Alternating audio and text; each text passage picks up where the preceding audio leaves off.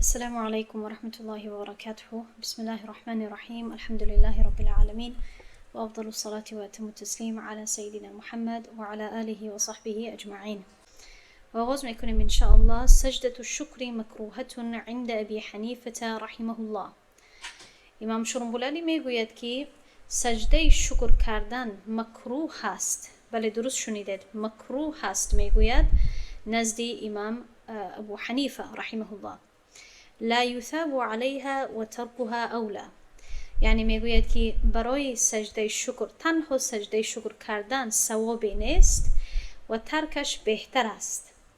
خب این شد یعنی در فقه حنفی در اینجا اختلاف هست بین امام صاحب یعنی امام اعظم رحمه الله و شاگردانش. امام میگوید که سجده شکر چیزی یعنی حیثیتی ندارد در شریعت و کردنش با این گمانی که یعنی این یک عبادت مستقلانه هست مکروه هست. یعنی از همه حد اقلی نوع عبادت 2 رکعت نماز می باشد. پس تنها سجده شکر کردن این حیثیتی ندارد، ثوابی ندارد میگوید امام ابو حنیفه.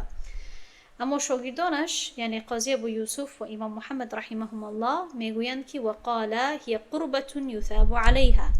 یعنی با استادشان با امام اختلاف میکنند و میگویند که نه، سجده شکر کردن یعنی که به 2 رکعت نماز خواندن تنها سجده کردن این یک نوع عبادت حساب می شود و این یک نوع قربت هست، یعنی نزدیکی جستن به الله سبحانه و تعالی و این چنین یثاب علیها بر انجام دادن این ثواب هست.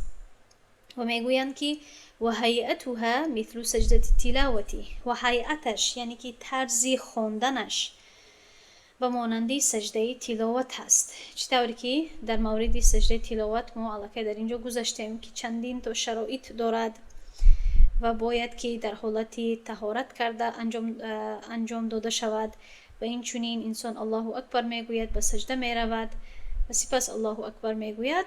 همین خیل یعنی طرزش و شرایطش در اینجا شروط لصحتها شرایط الصلاة الى التحریم. چطوری که در مورد سجده تلاوت خوانده بودیم که شرط هایی که برای نماز لازم هست این چنین برای سجده تلاوت هم باید پورا کرده شوند.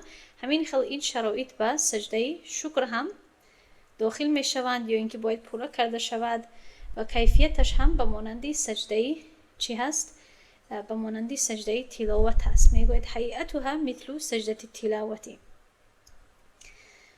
اکنون این بود باب سجده شکر. بهت کوتاه هست و سببی که تمامی تفصیلاتش الکی ذکر کرده شدگی هست، تنها به همان تفصیلات چی کرده است در اینجا امام مؤلف تنها اشاره کرده هست، دوباره تکرار نکرده است. میگذاریم به صحیفه بعدی. در اینجا یک فایده رو میارد، یک فایده تجربوی رو میارد. میگوید که فایده مهمه لدفع کلی مهمه. یک فایده، یک عملی مثلا که توصیه داده می شود، یک فایده ای که همچون مصلحت پیش کرده می شود برای دفع کردن، برای دور کردن هر یک ضرورت یا برای پورا کردن ضرورت ها.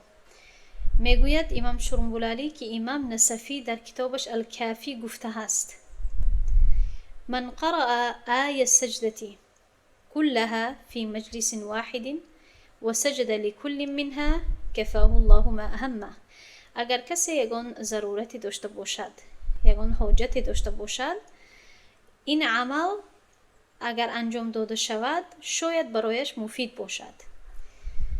در اینجا امام نصفی چی گفته است که کسی که تمام آیت های سجده رو قرائت کند، بخواند، تلاوت کند در یک مجلس، یعنی که در یک نشست، در یک وقت و پس از تلاوت کردن هر یک آیتی سجده برایش سجده کند، یعنی که تمامی 14 آیت هایی که علاقه به ما ذکر شده هست اگر هر یکی از اونها رو تلاوت کند و پس از اون سجده کند، تلاوت کند پس از اون سجده کند، انشاءالله از الله سبحانه و تعالی امید هست که الله سبحانه و تعالی همون ضرورت یا همون حاجت یا همون مثلا درخواست او رو پورا میکند. اما این یگان عملی سنت یا اینکه عملی که در نصوص شریعت ذکر شده باشد نیست. این یک عملی تنها تجربوی هست، یعنی تجربه شده هست، مجرب هست. مجرب هست یعنی که به علما یا به بعضی علما تجربه شده است که وقتی که همین عمل رو میکنند برایشون مفید میباشد. پس اگر کسی باید احتیاط کند. اگر کسی میخواهد این رو انجام دهد باید همچون یک عملی مجرب انجام دهد. اما یعنی شخص باید احتیاط کنه، چون که اگر انسان این رو سنت یا یک عملی مشروع، یعنی یک عملی شریعت، یک عملی که از ترکیب سنت هست، سنت باشد یا فرض باشد یا از آیات‌های قرآن ثابت شده باشد یا از احادیث، اگر کسی با این غلط فهمی یا با این فکر این رو انجام دهد این میتواند که بدعت حساب شود. برای همین باید احتیاط کند. اگر این رو انجام میدهد یا اگر خواهد انجام بدهد باید این رو همچون یک عملی مجرب تجربه شده میتواند که یک بار تجربه کند برای خود، یک بار این رو مثلا به عمل بیاورد و درخواست خود را میتواند اینو با دیگر عمل ها هم مثلا جمع کند. مثلا دعاهای مسنونه رو نیز مثلا بخواند، یعنی قرآن رو هم، یعنی از قرآن سوره ها رو هم بخواند، مثلا عمل های نیک رو، عمل های صالح رو انجام دهد، از الله سبحانه و تعالی دعا کند، مثلا دعای استخاره بخواند و غیره، یا مثلا نماز بخواند، نماز نفلی، و بعد از نماز نفلی در تهجد مثلا یا بعد از نمازهای فریضه فرض مثلا میتواند دعا کند، میتواند روزه بگیرد و بعدا یعنی درخواست خود رو از الله سبحانه و تعالی طلب کند. اگر در مابینی یا اینکه با این همه عمل ها اگر این رو تجربه خواهد کند میتواند کند، اما این رو باید سنت فکر کرده انجام ندهد، چون که این سنت نیست، برای این حدیث یا آیت نیست. خب اما بخلاف این هم یگان خیل نهی نیست. خب اکنون ادامه میدیم به باب الجمعتی. ببینید در اینجا، در این نسخه که ما استفاده میکنیم، شاید در نسخه های شما هم این اشاره شده باشد، کلمه جمعه در اینجا حداقل با دو طرز، با دو ضبط، یعنی با دو نوع خواندن میتواند خوانده شود، تلفظ کرده شود. یا جمعه با سکون میم یا جمعه. دیگر نوع ها هم هست، دیگر ضبط ها که گفته میشد، یعنی طرز تلفظ یا دیگر اعراب ها یا حرکت ها هم هست. حداقل 5 نمودش هست، یعنی حرکت ها میتواند تبدیل شود، تبدیل کند. اما از همه دو طرز تلفظ مشهور جمعه و جمعه می باشد، و سببی که هر دوی همین طرز تلفظ از همه مشهور هست و از همه زیاد استفاده می شود، همین دوتا در اینجا اشاره شده هست. امام شرنبولالی می گوید صلاة الجمعة فرض عین على من اجتمع فيه 7 شرایط. اولا میگوید که شرط های کسی که بر ذمه او نماز جمعه فرض میگردد چیست، و در اینجا 7 شرط ها رو ذکر میکند. و در این قسمت بعدی اگر ببینید میگوید که برای خود نماز جمعه صحیح شدن یا مثلا قبول شدن، برای صحت خود نماز جمعه نیز 7 شرایط باید پورا کرده شود. و در اینجا میبینیم که 7 شرایط ذکر می شود. و بعد از آن سنت های خطبه را یا سنت های همین نماز جمعه را میتوانیم بگوییم، و خطبه نماز جمعه را ذکر میکند که میگوید در اینجا 18 تا می باشد، 18. پس این 3 قسمت رو به نظر بگیرید و همین 3 قسمت رو انشاءالله در همین باب میگذاریم. اولا میگوید نماز جمعه فرض عین هست. فرض عین و فرض کفایه رو من برای شما علاقه فهماندگی هستم. خب یک اشاره کوتاه میکنم که وقتی که فرض عین گفته میشود یعنی که فرض بر ذمه هر یک نفری که این شرط ها رو پورا میکند. اگر فرض کفایه باشد یعنی فرض به طرز کفایه باشد، یعنی که از هر یک محله، از هر یک منطقه اگر یک گروه این عمل شرعی رو انجام دهند از سر همه دیگران ساقط میگردد. اما اگر یگان عمل شریعت اگر فرض عینی باشد یعنی که بر عینی یا بر ذمه هر یک نفر باید، یعنی الهیده فرض هست و هر یک شخص باید از سر خودش ساقط کنند. پس نماز جمعه برای کسانی که همه این شرط 7 شرط ها رو پورا میکنند بر ذمه هر یک نفر آنها فرض هست. خب علا بر کسی که اجتماع جمع کند، در بر گیرد این یا در بر کسی که جمع کند یا جمع باشد در وی در او 7 شرایط. یکم ذکوره، مرد بودن، یعنی این به خلاف انوثه هست.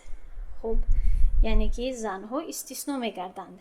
بر ذمه زنها نماز جمعه نیست، اما البته اگر کسی نماز جمعه رود و حتی بر سرش فرض هم نباشد کفایه میکند، یعنی قبول میشود که این رو بعدا ذکر میکند. والحریه و آزاد بودن، یعنی که با این رو گفتن، با این شرط رو مقید کردن، شخصی غلام کنیز، یعنی شخصی که آزاد نباشد، ما تحت مولا باشد، از اینجا استثناء می شود. والاقامه بمصر، و مقیم بودنی یا زندگانی کردن در شهر، یعنی در دیه و در صحرا نباشد، در یک شهر، در یک منطقه مقرره، در یک شهر وسیع و کلان و گویم که جامع باید زندگی کند و در آنجا مقیم باشد، یعنی مسافر نباشد. هم یعنی با این شرط سوم هم مردمی که مسافر هستند استثناء می شوند و هم مردمی که در دیه و صحرا مثلا زندگی می کنند در محله های خرد.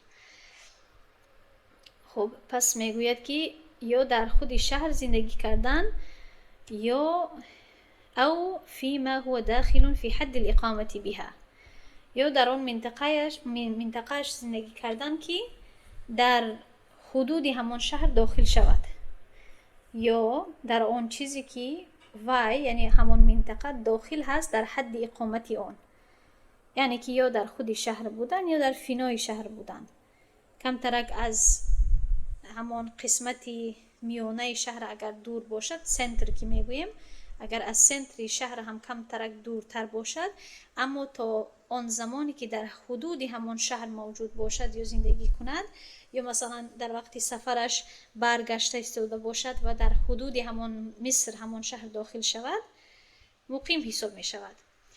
شرط چهارم و صحه، البته صحت داشتن، صحت و سلامتی داشتن، بیمار و مریض نبودن.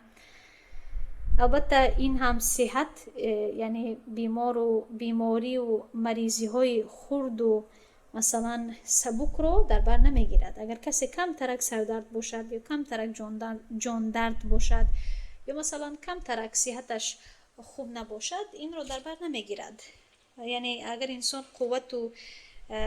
قوت و صحتی آمدن به جمعه را داشته باشد، پس بیمار حساب نمی شود. پنجمش والامن من ظالم، در امان بودن از ظالمه.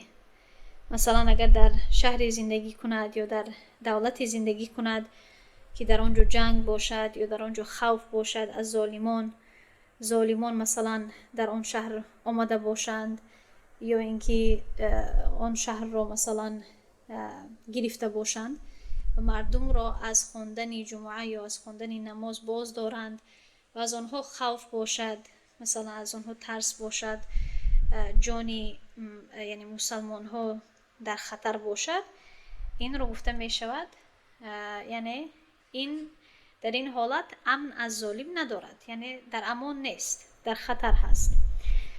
ششم شرط و سلامت العینین، و هر دوی چشمان سالم بودن، سلامتی هر دوی چشم ها، یعنی با چشم ها انسان دیده تواند، کور نباشد یا بینایی چشمایش خیره نباشد تا این درجه ای که مثلا راه گشته نتواند. البته در زمان ما اگر عینک داشته باشد یا اینکه یگان خیل اسباب داشته باشد برای پوشیدن و برای دوباره یعنی سالم ساختن چشمهایش یا با طریق همون اسباب اگر دیده تواند، البته باید که از همون اسبابش، از همون عینکش باید استفاده کند. اما این در حالتی هست که چشمهایش یا نمیبیند یا یگان خیلی اسباب برای صحت کردن یا سالم کردن آنها نداشته باشد. و سلامت الرجلین، و سالم بودنی هر دوی پایهایش، چون که با پایهایش البته راه میگردد، میرود به طرف مسجد. پای و چشم ها ضرورت هست، ببینید دیگر اعضای بدن ذکر نشده است، چون که اگر انسان دست نداشته باشد باز هم رفته میتواند. اگر گوش نداشته باشد یا بینیش سالم نباشد مثلا، تمام این دیگر اعضای بدن به مانند پایه ها و چشم ها مهم نیست، به نظر گرفته نمی شوند. البته در این شرط هم به مانند چطوری که من در شرط چشم ها ذکر کردم، اگر یگان خیل اسباب داشته باشد برای بردن خود و عموما سیر و گشت میکند، میرود به بازار، میرود یعنی به دیدنی دوستان و خویشاوندان و غیره، یگان خیل ماشین، یگان خیل اسبابی مثلا سیر کردن و راه گشتن اگر داشته باشد، البته با استفاده همانها میتواند به جمعه رود. اما بر ذمه‌اش اگر پایهایش سالم نباشد، بر ذمه‌اش یعنی فرض نمیگردد.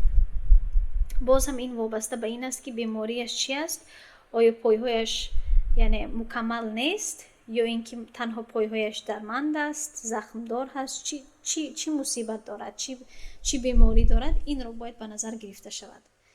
خب این شد 7 شرایطی که 7 شرط هایی که وابسته به شخصی نمازگزار می باشد. خب اگر یکی از این شرط ها پوره نشود، یعنی که بر ذمه همان نفر نماز جمعه فرض نیست. اما اگر کسی بیاید و باز هم شخصی یعنی معذور حساب می شود، عذردار، اما اگر شخصی عذردار باز هم نماز جمعه آید و نماز جمعه خواند، آیا قبول می شود یا نه؟ جوابی کوتاه همین است که بله قبول می شود، اما در مورد این تفصیلات حالا می آید.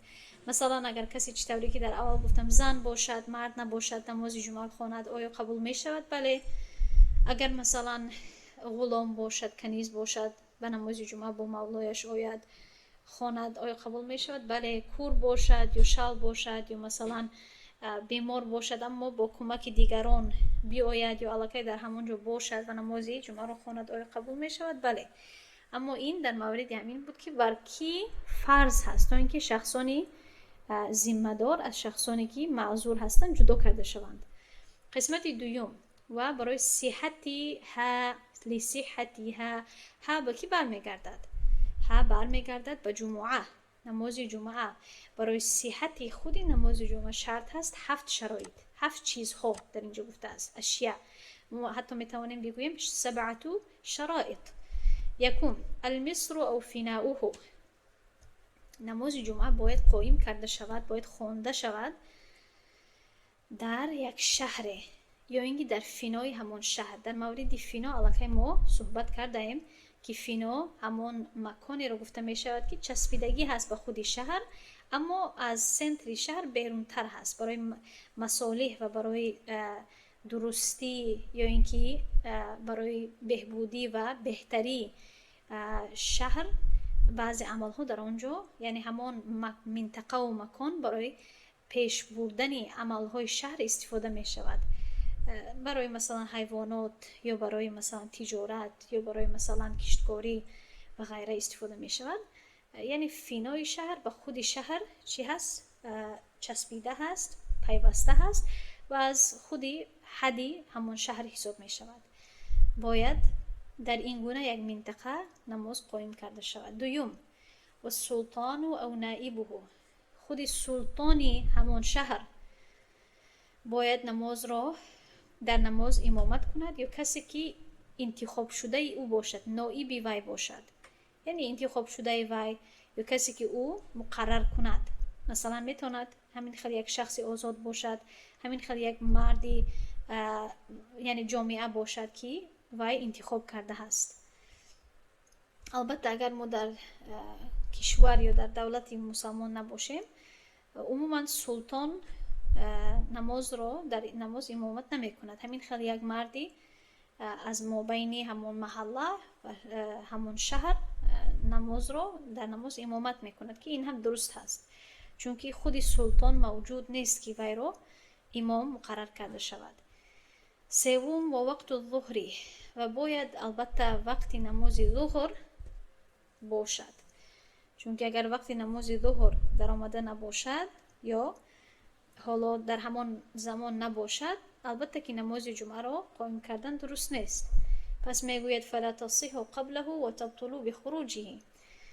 پس نماز جمعه رو پیش از درآمد وقت نماز ظهر یعنی پیشین قایم کردن درست نیست و این چنین با خروجی یعنی با بیرون شدن، با خارج شدن وقت نماز ظهر وقت نماز جمعه هم باطل می شود، به پایان می رسد. چهارم والخطبه قبلها بقصدها فی وقتها. باید خطبه داده شود پیش از نماز جمعه با قصد نماز جمعه، یعنی برای خود نماز جمعه باید خطبه داده شود و خطبه می تواند که از همه حد اقلش بهت کوتاه است، حتی یک عباره یک جمله هم کفایه می کند. برای همین اگر کسی مثلا در شرح همین نور الایضاح می آید که اگر کسی مثلا عطسه زند و الحمدلله بگوید یا از یک سبب بیرونی الحمدلله یا سبحان الله تسبیح یا تحمید یا تحلیل مثلا بگوید که برای قصد یعنی با نیت خودی جمعه نماز جمعه یا خطبه جمعه نباشد کفایه نمی کند. برای همین در اینجا امام میگوید که با قصد یعنی با قصد خودی نماز جمعه باید خطبه داده شود فی وقتها در خودی وقتی نماز جمعه، یعنی که حتی برای خطبه جمعه وقتی نماز ظهر شرط هست. پیش از وقتی نماز ظهر اگر خطبه داده شود و بعد از درآمدی وقتی نماز ظهر نماز جمعه خوانده شود این کفایه نمی کند، این جایز نیست. باید هم خطبه و هم نماز در درونی نمازی وقتی نمازی ظهر یعنی جمعه باید خوانده شود، ادا کرده شوند. پنجم شرط وحضور احد لسماعها ممن تنعقد بهم الجمعه ولو واحدا فی الصحیح. طبق قول صحیح میگوید که و حاضر بودن حداقل یک نفر برای شنیدنی آن. ها به چی برمیگردد؟ ها به خطبه برمیگردد، چون که خطبه کلمه مؤنث است، در اینجا ضمیر مؤنث استفاده شده است. و حاضر شدن حداقل یک نفر برای شنیدنی آن، یعنی برای شنیدنی خطبه نماز جمعه از آن کسانی که با آنها نماز جمعه یعنی منعقد می شود یا اینکه پورا کرده می شود. یعنی که از همون نفرهای باید باشد که اگر آنها نماز را خطبه را گوش کنند خطبه قبول کرده می شود، حتی اگر یک نفرم باشد طبق قولی صحیح. خب و اکنون ششمش والاذن العام. والاذن العام یعنی که اجازتی عامه، یعنی که از طرف امیر از طرف سلطان باید برای مردم عامه اجازتی عامه داده شود برای اشتراک کردن در نماز جمعه. اگر مثلا قید کرده شود جایی که نماز جمعه در آنجا مثلا قایم کرده می شود یا اینکه بعضی مردم اجازه داده نشود نماز جمعه، یعنی در خود صحت نماز جمعه این خلل می رساند. اکنون هفتمش والجماعة وهم 3 رجال غیر الامامی. برای نماز جمعه صحیح شدنش درست شدنش جماعت لازم هست و میگوید که حداقل باید 3 مرد باشد و غیر از امام، یعنی که امام باشد و به غیر از امام 3 نفر دیگر 3 مرد دیگر باید موجود باشد از قفای امام. ولو كانوا عبیدا او مسافرین او مرضى. حتی اگرچه این 3 نفری که از پس امام نماز میخوانند و جماعت قایم میکنند حتی اگر آنها غلامان باشند یا اینکه مسافرین یعنی مسافران باشند یا اینکه بیماران باشند، در این حالت هم قبول هست و جماعت شرطی پورا کردن جماعت حد اقل جماعت قبول می شود، پورا می شود. و شرط بقاؤهم مع الامام حتی یسجد. و شرط این است که آنها باقی مانند با امام تا آنکه سجده یکم را به سجده یکم امام برود. یعنی که این قبول نمی شود که آنها تنها مثلا به یک دقیقه یا به یک چند ثانیه با امام در جماعت قایم باشند، بلکه باید حداقل تا سجده یکمی نماز جمعه باید با امام اشتراک کنند، باید باقی مانند با امام تا سجده یکمی نماز جمعه. فإن نفروا بعد سجوده. در اینجا بعد 2 قضیه هست و 2 نتیجه دارد. یا اینکه آنها پیش از سجده، بعد از سجده کردن یکم یعنی امام رو جماعت امام رو ترک میکنند، یا اینکه پیش از سجده کردن یا بعد از سجود یا پیش از سجود جماعت امام رو ترک میکنند. خب پس در هر دوی این مسئله جوابی مختلف هست. میگوید فإن نفروا بعد سجوده اتمها وحده جمعة. اگر این جماعت 3 نفره مثلا یا یکی از آنها دو نفری آنها مثلا اگر آنها نفرو یعنی که گویا که ترک کنن جماعت امام را، از پشت امام نماز خوانده ایستادند، اگر ترک کنن جماعت را، اگر یعنی نفرو گریزند، گویا اگر گریزند یا ترک کنن جماعت را بعد از سجده یکمی نماز جمعه، امام خودش اتمها وحده جمعة، امام خودش میتواند که نماز را پورا کند تنها به تنهایی همچون نماز جمعه و نماز جمعهش قبول می شود. و این نفروا قبل سجوده بطلت. اما اگر این 3 نفری که باید از پس امام جماعت قایم کنند، اگر آنها پیش از سجده یکمی نماز جمعه اگر چی کنند، ترک کنند، گریزند، جماعت را ترک کنند از پس امام، نماز جمعه بطلت، باطل می شود. ولا تصح بامرأة او صبی مع رجلین. و درست نیست جماعت قایم کردن، جماعت جمعه را قایم کردن با یک زن یا اینکه با یک طفل، یک کودک نابالغ با 2 مرد. یعنی حداقل باید 3 مرد باشد. 3 مرد که پوره شد به غیر از امام، بعد دیگر زنها و کودکان اگر در جماعت مثلا شامل شدن باکی ندارد، اما حداقلش عددی کمترین باید 3 مرد باشد به غیر از امام، یعنی در جمعاً 4 مرد می شود. و جاز للعبد والمریض ان یؤم فیها. و جایز هست برای غلام یا برای شخصی بیمار که امامت کند در آن، یعنی که با اجازت سلطان، اگر سلطان موجود باشد، یا اینکه اگر سلطان نباشد مثلا، یا با اجازتش مثلا شخصی غلام، شخصی بیمار، مردی بیمار میتواند که امامت کند نماز جمعه را، امام باشد، گرچه که سری آنها فرض نیست، اما آنها بازم هم میتوانند اشتراک کنند، هم میتوانند امامت کنند. دوام میدیم والمصر کل اکنون. در اینجا میفهماند که مصر کدام یعنی چی رو گفته می شود. مصر وقتی که ما شهر میگوییم از جهت اصطلاحی یا از جهت شرعی یا فقهی به چی اشاره میکند، چی رو در بر میگیرد؟ والمصر کل موضع له مفت و امیر و قاض ينفذ الاحکام و یقیم الحدود. میگوید که مصر یعنی شهر جامع، هر یک مکانی رو گفته می شود که مفتی دارد، امیر دارد و قاضی دارد. قاضی که احکام شرعی را یا مثلا هم امیر و مفتی هم در این شامل می توانند شوند، احکام شرعی را یعنی تنفیذ می کنند یا اینکه برپا می دارند، تطبیق می کنند. و یقیم الحدود و حدود شرعیه را قایم می کنند. مثلا حد زنا هست، حد شرب خمر هست یعنی نوشیدن شراب هست، حد قذف هست یعنی تهمت یا بهتان بستن، حد مثلا سرقه هست یعنی دزدی کردن و غیره. این حدود را قایم میکند. البته این در دارالاسلام یعنی قایم کرده می شود و برپا داشته می شود، اما این را یعنی مصر گفته می شود، یعنی که همون سنتر که میگوییم، جایی که تمامی کارهای اساسی انجام داده می شود و پورا کرده می شود. و بلغت ابنیته ابنیت منه فی ظاهر روایه. و در اینجا یعنی میگوید که و یعنی میگوید تخمینا ابنیه یعنی که بیناهای همون مصر، همون شهر، همون سنتر، خانه های همون مکانی اساسی با تقریبا عددی خانه های مینه می رسد طبقی ظاهری روایه.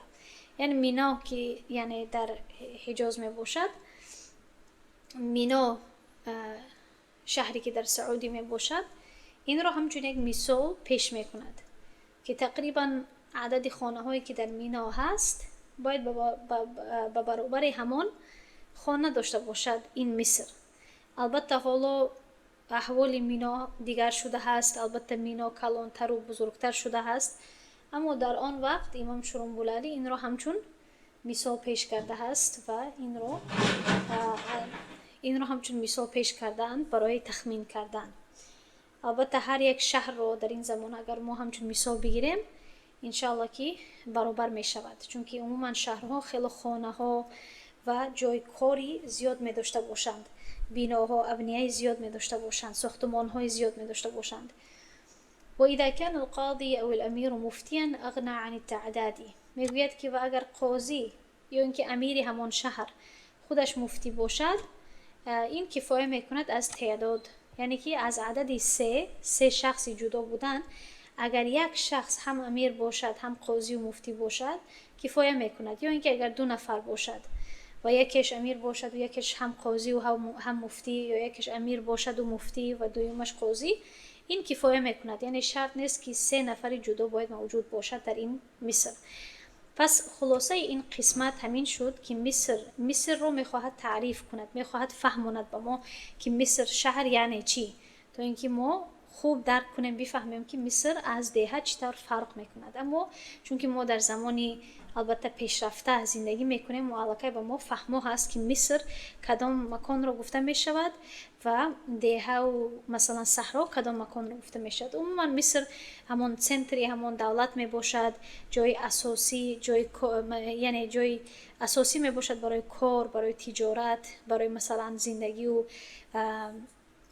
کاروبار را پیش بردن. مثلا دولت هم در همون جا در همون سنتری همون دولت مثلا کارخانه ها می داشته باشد و غیره، قاضی و مفتی و مثلا هم تمام این یعنی تمام این چیزها و عملهای اساسی همون شهر و همون دولت در همون جا می باشد. پس این رو مصر گفته می شود. و جازت الجمعة بمنن فی الموسم للخلیفة او امیر الحجازی، و میگوید که جمعه را نماز جمعه را در مینا خواندن جایز هست فی الموسم، یعنی در موسم، یعنی در موسم حج، برای خلیفه یا برای امیر حجاز.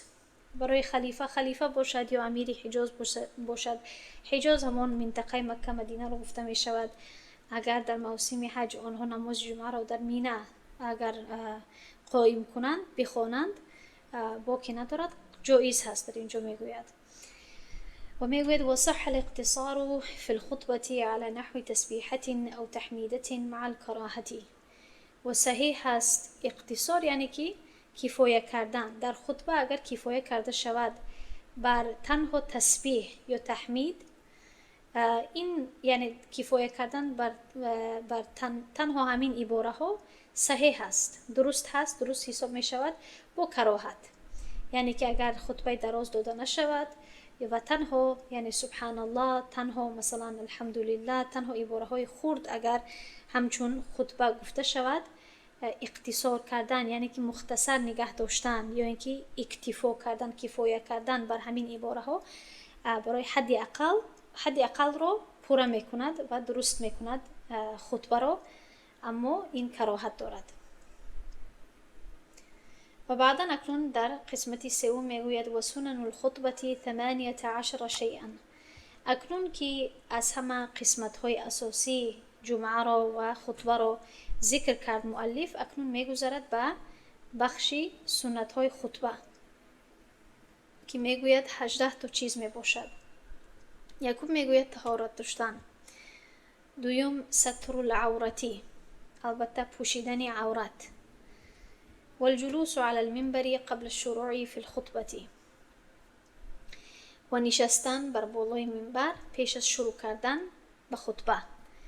یعنی خطیب و امام می نشیند بر منبر پیش از شروع کردن خطبه نماز جمعه. والاذان بین یدیه کالاقامه، و در پیش او مؤذن باید اذان دهد و اذان دادن در پیش وی، یعنی در پیشش، پیش امام، پیش خطیب، بین یدیه یعنی در پیشش. خب و مانند اقامه، چطور که اقامه در پیشش داده می شود همین خیل اذان نماز جمعه هم در پیشش داده می شود. ثم قیامه، سپس خیستن او یعنی خطیب، والسيف بيساره متكئا عليه في كل بلدة فتحت عنوة وبدونه في بلدة فتحت صلحا. سپس میگوید میخیزد یعنی خطیب در حالی که شمشیر در طرف چپش باشد، متکئا علیه، در حالی که بر او تکیه کرده ایستاده باشد. در هر یک دولتی که یعنی مجبوراً و با سختی، یعنی با جنگ فتح شده باشد. عنوتن یعنی مجبوراً یا اینکه با جنگ فتح شده باشد، آزاد کرده شده باشد. یعنی مسلمان ها اگر یک دولت را آزاد کرده باشند، یعنی زیر سلطنت خود اگر آورده باشند جبران و با جنگ با کفار، در این حالت امام میتواند که به طرفی چپ خود شمشیر رو بگیرد و بر بالای شمشیر چی کند؟ تکیه کند، همچون یک شعار، همچون یک نمونه، همچون یک علامتی غلبه مسلمان ها بر کفار. اما اگر در دولتی رو مسلمان ها با صلح اگر فتح کرده باشند، یعنی که آزاد کرده باشند، در این حالت گرفتن شمشیر سنت نمی باشد. خب البته این ضروری نیست، این یک سنت است و مخصوصا برای احتیاط کاری و برای مثلا امن و امان رو نگه داشتن، مخصوصا در دولت هایی که مسلمان نیست، این کرده نمی شود تا اینکه یعنی کسی شمشیر رو نگیرد و با شمشیر یگان خیل خطر، یگان خیل جریمه، مثلا یگان خیل جنگ نشود و این عموما یعنی شمشیر بودنش لازم نیست. بعضی ها تیاق رو میگیرند یا یک مثلا عصا رو میگیرند، همچون چیزی که بر بالایش تکیه میکنند. ششم، و استقبال القوم بوجهه، و خطیب باید رویش رو به طرف قوم گرداند. استقبال یعنی که روی به طرف قوم باشد، به طرف مردم باشد. و بداءته بحمد الله، یعنی تمام سنت های و طریقه خطبه دادن نماز جمعه را در اینجا فهمانده ایستاده است. و بعد از اون چی میکند؟ آغاز میکند با حمد الله و سپس ثنا و ثنای علیه بما هو اهله، و سپس ثنا یعنی سپس ثنا میگوید، حمد و ثنای الله را ذکر میکند با آن چیزی که آن سزاوار اوست.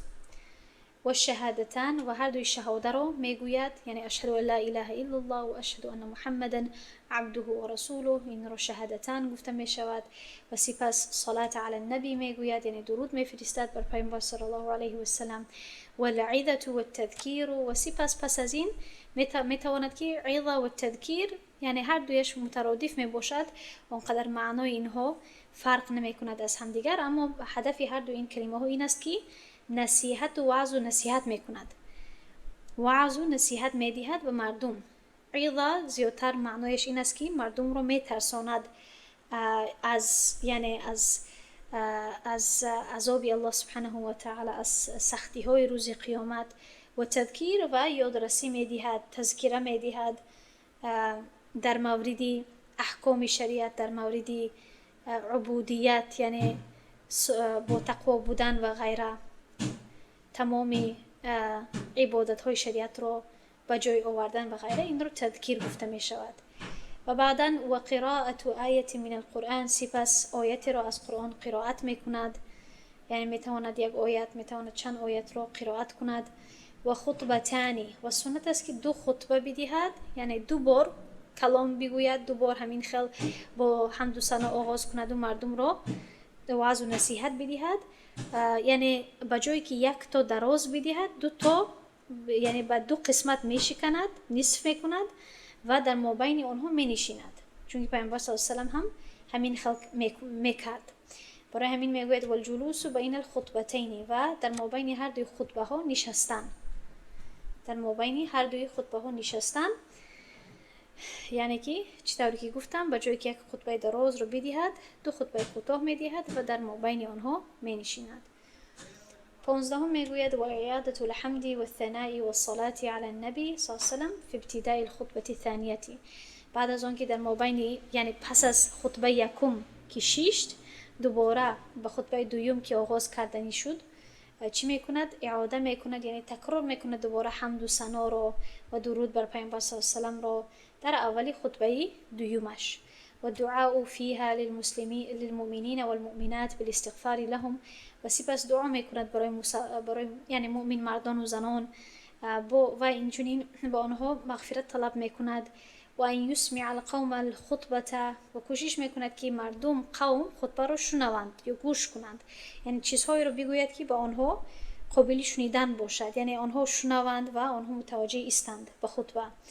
و یخفف الخطبتین بقدر سوره من طوال المفصل و کوشش کند که هر دوی خطبه های جمعه را تخفیف کند، یعنی کوتاه نگه دارد تا کدام مقدار؟ با قدری یک سوره که از سوره های دراز مفصل باشد، که من به شما علاقه ذکر کردگی هستم که این رو از سوره الحجرات تا سوره البروج حساب میکنند، یعنی که از حجرات تا بروج یعنی درازی همین سوره ها رو به نظر گرفته خطبه باید به مانندی همانها دراز باشد، نه اونقدر درازی بد و نه اونقدر کوتاهی بد. اکنون انشاءالله با صحیفه بعدی میگذره، میگوید و یکره التطویل و ترک شیء من السنن و مکروه است خطبه ها را به حد زیاد دراز کردن و این چنین یکی از سنت های خطبه را، یکی از سنت های جمعه را ترک کردن.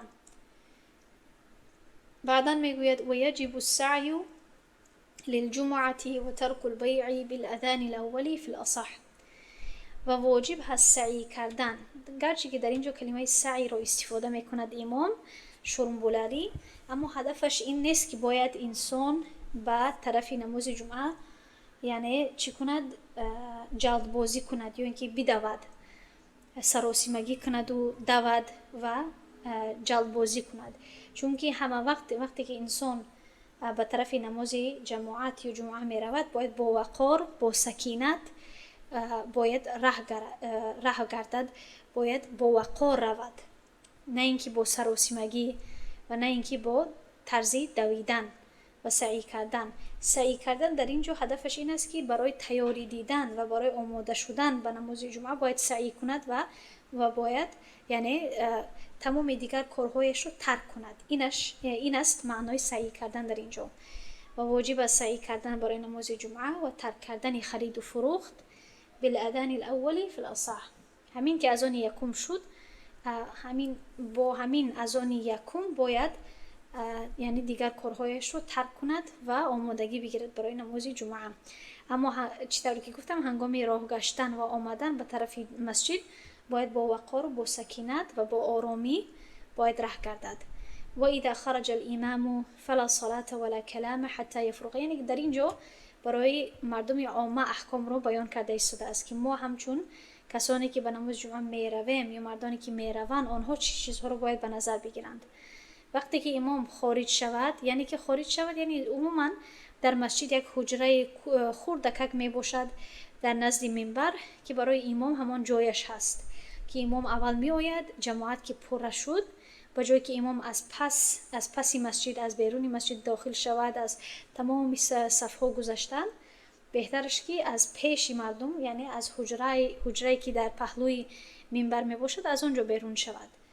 خب این است هدفی بیرون شود امام، یعنی از حجره خود، از اتاقی که در پهلوی منبر هست. وقتی که خارج شود پس هیچ نماز دیگری یا اینکه هیچ کلامی جایز نیست، یعنی نباید خوانده شود، نباید گفته شود حتی یفرغ من صلاتی، تا آن وقتی که نماز جمعه یعنی چی شود؟ ادا کرده شود، تا اینکه انسان فارغ شود از نماز خواندنش.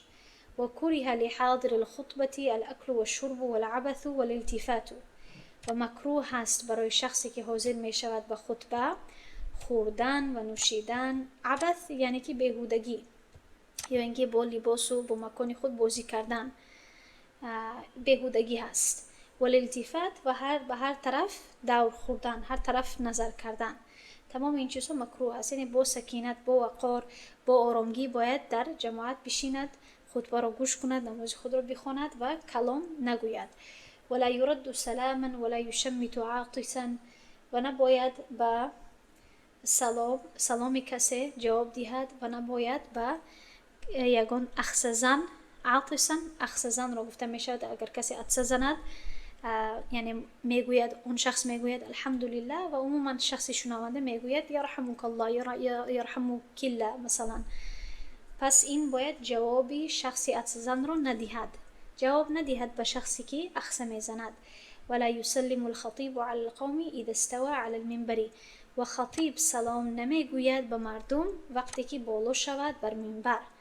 وقتی که راستا خیزد بر منبر به مردم سلام نباید گفت، چون که اگر سلام گوید مردم به جواب گفتن مجبور می شوند و این کلام گفتن می شود. یعنی در وقتی خطبه باید خاموش ایستند، کپ نزنند. خب و کره الخروج من المصر بعد النداء ما لم يصلي. اکنون بعضی مسائل متفرقه رو در اینجا ذکر میکند. میگوید و مکروه است بیرون شدن از شهر بعد از ندا، یعنی بعد از ندای، یعنی بعد از اذان نماز جمعه تا اون دمی که نماز رو نخواند. یعنی که اگر در درون شهر باشد و اذان نماز جمعه گفته شود و این شخص شنود، باید که نماز جمعه رو، یعنی که بهتر است که نماز جمعه رو اول بخواند بعداً از شهر بیرون شود، یعنی بعداً مسافر شود. البته بعضی وقت این امکانیتش نیست، انسان باید بیرون شود و انسان یعنی راه ندارد، مثلا یا بیلت دارد یا یکم جو مثلا در تایره باید رود. در این خیلی حالت ها یا مجبوری دارد، در این خیلی حالت ها میتواند براید البته و باید به تنهایی بعد نماز ظهر خود را بخواند. این تنها بیرون شدن مکروه است و وقتی که انسان مجبوری داشته باشد کراهت دور می شود. و من لا جمعة علیه ان اداها جاز عن فرض الوقت. و میگوید که و کسی که جمعه بر سرش بر ذمه‌اش نباشد اگر باز هم نماز جمعه بخواند جاز عن فرض الوقت، کفایه میکند یا جایز هست برای عوض فرض وقتی نه. یعنی که برای عوض نماز ظهر کفایه میکند. مثلا من برای شما گفته بودم در اول که اگر زن یا یک کسی که بر ذمه‌اش نماز جمعه نباشد اگر باز هم به نماز جمعه رود، اگر باز هم به مسجد رود و نماز جمعه ادا کند، از سرش نماز ظهر یعنی نماز وقتی نه ساقط می شود و به جای نماز ظهر نماز جمعهش قبول می شود. و من لا عذر له لو صلى الظهر قبلها حرم. و کسی که عذر ندارد، کسی که شخصی معذور حساب نمی شود، اگر پیش از نماز جمعه نماز ظهر را بخواند حرم، جایز نیست، چون که این شخص عذر ندارد. و حتی شخص عذردار هم باید کوشش کند که یعنی وقتی که نماز جمعه خوانده می شود و بعداً یعنی نماز ظهر خود را تنها بخواند، اما ضروری نیست. اما شخصی که مخصوصاً عذر ندارد برایش جایز نیست که نماز ظهر را پیش از پیش بخواند به جای نماز جمعه.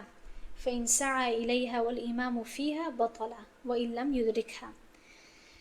پس این گونه شخصی که عذر ندارد اگر سعی کند، یعنی که اگر رود سعی کند، معنایش این است که دود یا اینکه جلدبازی کند، یعنی که اگر رود به طرف نماز جمعه کوشش کند که به طرف نماز جمعه رود و امام را و در این حالت امام را پیدا کند و جماعت را پیدا کند که امام در حالت نماز جمعه هست، پس نماز ظهری که پیش از پیش خوانده بود و این شخص معذور نیست باطل می شود و حتی اگر نماز را ادراک نکند، یعنی حتی اگر نماز جمعه را خوانده نتواند. یعنی که در اینجا این دو جمله چی را یعنی به چی اشاره میکند؟ یک شخصی هست که تمام شرایط جمعه را پوره میکند و عذر ندارد، یگان خیلی عذر ندارد، این شخص باید در روز جمعه باید نماز جمعه بخواند، اما از سبب تنبلی یا از سبب کدام سببی که باشد اگر نخواهد به طرف نماز جمعه رود و فیصله کند که من به جای نماز جمعه من نماز ظهرم را پیش از پیش میخوانم، یعنی در وقتش، در این حالت نمازش قبول نمی شود چون که عذر ندارد و میگوید که اما یعنی نماز ظهرش همچون موقوف یا معلق میماند. پس وقتی که این شخص سعی کند کوشش کند و رود به طرف نمازی، یعنی بعدا فیصله کند که خب من میروم به طرف نماز جمعه، گرچه که نماز ظهرش رو علاقه خواندگی هست، اگر کوشش کند به طرف نماز جمعه رفتن و امام را در آن پیدا کند، نمازی که همچون ظهر خوانده بود باطل می شود حتی اگر نماز جمعه را ادراک نکند، یعنی دریافت نکند. در این حالت باید نماز ظهر خود را قضا کند. و بعدا میگوید و کره للمعذور والمسجون اداء الظهر بجماعة في المصر يومها. مکروه است برای شخصی معذور و برای شخصی که در حبس باشد، در سجن باشد، یعنی در زندان باشد، ادا کردن نماز ظهر با جماعت در شهر در روز جمعه. یعنی که اگر در شهر باشند، در شهر تنها اجازت هست در روز جمعه که نماز جمعه خوانده شود. پس برای شخصان معذور یا شخصانی که در قید هستند، برای آنها جایز نیست که نماز ظهر را با جماعت قائم کنند در شهر. برای چی؟ یعنی که باید تنها نماز ظهر خود را بخوانند، چون که در روز جمعه تنها جماعتی وقت ظهر برای جماعتی نماز جمعه مقرر کرده می شود. و اگر اینها روند در درون مسجد مثلا جماعت ظهر را قائم کنند، مردم شاید در غلط فهمی افتند که آیا اینها نماز جمعه خوانده ایستادند یا اینکه نماز ظهر، یا مردم شاید اینگونه گمان کنند که اینها نماز جمعه را خوانده ایستادند، اما در اصل آنها معذور هستند و نماز ظهر خوانده ایستادند. پس برای همین هست که در روز جمعه تنها در وقت ظهر باید نماز جمعه باید قائم کرده شود و شخصانی که عذر دارند آنها باید ظهر خود را تنها منفرداً قضا کنند. و من ادرکها فی التشهد او سجود السهو اتم جمعه. و کسی که یعنی جماعت جمعه را دریافت کند در وقتی که امام در تشهد باشد، در تشهد آخران، یا اینکه در حالت سجده سهو حتی دریافت کند جماعت را، می تواند نماز خود را همچون نماز جمعه تمام کند، چون که یعنی حدی اقل یا حدی کفایه را دریافت کرده است که نمازش قبول شود همچون نماز جمعه. تنها باید همون قسمتی که ترک کرده است یا از دست رفته است، از دست داده است، همون قسمت را باید چی کند؟ قضا کند. پس انشاءالله در همین جا درس ما به پایان میرسد. سبحان الله و بحمده، سبحانك اللهم و بحمدك، نشهد ان لا اله الا انت، نستغفرك و نتوب الیک. السلام علیکم و رحمت الله و برکاته.